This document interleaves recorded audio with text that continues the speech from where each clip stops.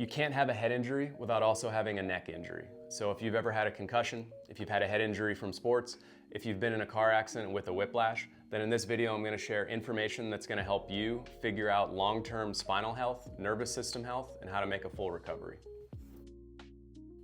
In this video I'll share information about how the neck, the eyes, and the gut are all impacted by a concussion. And first I want to share a personal story about how concussion impacted me. So at the end of my college athletics career, I noticed that every time I slid head first or I dove for a baseball, that I'd get up and I'd be seeing little floating white stars in my visual field. On top of that, I'd get ringing in my ears, and I also started having headaches off the field. So one thing that I didn't put together at the time was that these weren't separate symptoms, these were things that a chiropractor would be able to help with. So fast forward about 8 years and I'm finishing up chiropractic college when a friend of mine brings in one of his rugby teammates who had had a concussion a week prior.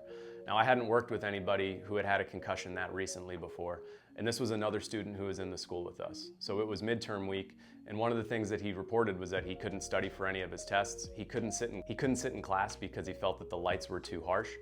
And he couldn't focus. So one of the things that he was actually thinking was that he was probably gonna have to drop out of school if he couldn't make a recovery. So there was a little bit at stake here because, well, obviously this was somebody that I wanted to help get better.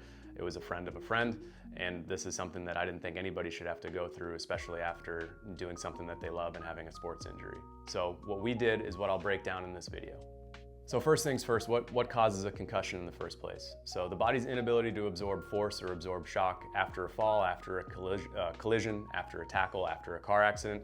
Basically what's gonna happen is there's a 10 to 14 pound head that's sitting on top of a 2-ounce vertebrae that's held together by connective tissue and different structures in the body. When there's a significant enough impact, it is gonna change how everything is aligned in the upper neck and in the neck. It's also gonna impact the eyes, and it's gonna impact the gut. One of the biggest preventative factors of concussion is actually neck strength and neck muscle recruitment.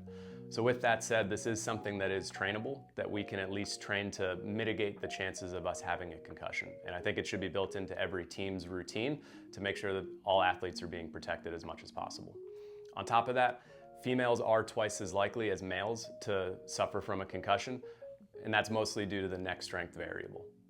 So one test that can give a lot of information is called the Romberg's test. So what you would do is stand with your feet together and then close your eyes and see where your balance goes. So as an example, if I were to fail this test, I would be feeling, since my eyes are closed, that I can't get a sense of equilibrium and I can't balance myself out.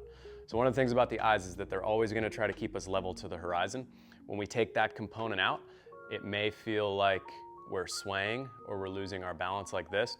If that's the case with you, then it could indicate that there's something going on in the upper neck or the eyes that need to be evaluated post-concussion.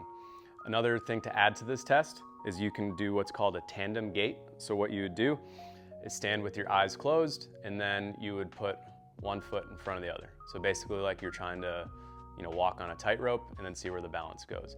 If the balance went off to the side, either way, then that would be an indication that there also could be something going on with the vestibular system, with the eyes, with the upper neck, and you'd do that to each side. So you'd see where the balance goes each way here. On top of that, you could also stand with the eyes closed and then perform single leg balance. So this one is a little bit more challenging, even without a concussion.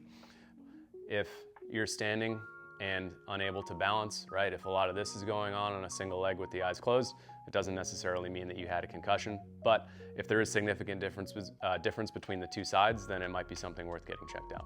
So if you've had a head injury and you've been feeling slowed down, if you've had difficulty concentrating, if you've had issues with balance, if you've had fatigue, any of these issues in the short term, then this is definitely something to be evaluated. And if you have anything after 28 days, that's actually considered post-concussion syndrome, because that's the window where everything should have gotten back to a baseline from pre-injury status. If this is something that's affecting you, the link for our new patient special is in the description below, and that includes a full spinal and nerve exam, digital x-rays, and then a doctor's report where we sit down and come up with a game plan to get you back to 100%. So the most important thing to avoid after a concussion is returning to play too quickly. So a second concussion within a 28-day window is what could have the most severe long-term impact on somebody's health. On top of avoiding returning too quickly, taking ibuprofen or Advil immediately after a concussion can actually increase the risk for having a brain bleed. So we take 5 corrective steps after a concussion or a head injury. So the first one is a specific chiropractic exam where we're paying a lot of attention to what's happening in the upper neck. So what we're looking for here is misalignments, because misalignments can actually obstruct blood flow going to and from the brain, which causes a lot of different things like feeling like there's a lot of pressure within the head, which is very common after a head injury. On top of that, one of the things that we also recommend is using dimmer lights. So either using yellow tinted glasses to basically bring down the color temperature of lights that are around you to make you a little bit less sensitive, and also limiting screen time as much as possible. Our third recommendation would be having as low of an inflammatory load as possible within the body. So having the diet be as low inflammatory as possible, not having anything that's going to keep the brain and the nervous system when it's in a very vulnerable state from being able to heal from an injury that also has an inflammatory component. Our fourth recommendation is exercise. So once exercise is tolerated, I know there's certain times where it can spike certain headache feelings and type symptoms, but getting blood flow to and from the brain is really, really important post-concussion to be able to make a full recovery. Another test in exercise to perform is called the deep neck flexor isometric. So what you would do is you would lay, you can't see my legs, but my legs are straight, and you'd lay on your back, and then what you want to do is be able to tuck your chin to lift your head off of the floor like this. So almost like you're trying to take a selfie from a position where you'd have a double chin, so where you don't want to take a selfie from. And then what you want to be able to do in this position is be able to have control of the head and be able to lift it without jutting the chin forward. So what you want to be able to do is lift the head here and be able to stay at maybe 2 or 3 finger lengths off the mat, and be able to keep your head in this position without excessive shaking or feeling like you have to jut the chin forward to stay up like this. So the reason this is relevant is because when we fall here, right, say we were to fall and have a collision on a field, if something were to happen, we don't want our head to go back and hit the ground. So a lot of concussions happen from the head actually hitting the ground, even if it is protected by a helmet.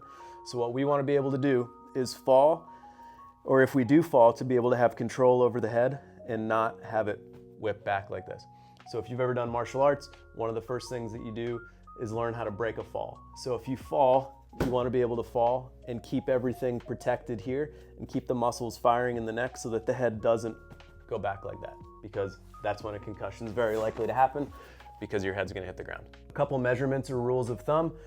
If you're a male, you want to be able to hold this position here for at least 90 seconds.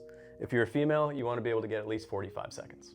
And finally, our fifth recommendation is time off. So taking as much time as you need and allowing your body to actually heal and recover, rather than putting it back into an environment where symptoms could flare up and where a full healing wouldn't be able to take place. If this gives you a clearer picture of what it takes to recover from a concussion, or if you have any more questions, please reach out. Our information's in the description below, and you can book our new patient special so you can get a full evaluation. We come out with videos like this every week because we know that they help. And if there's any questions that you have, please like and subscribe and follow us and reach out.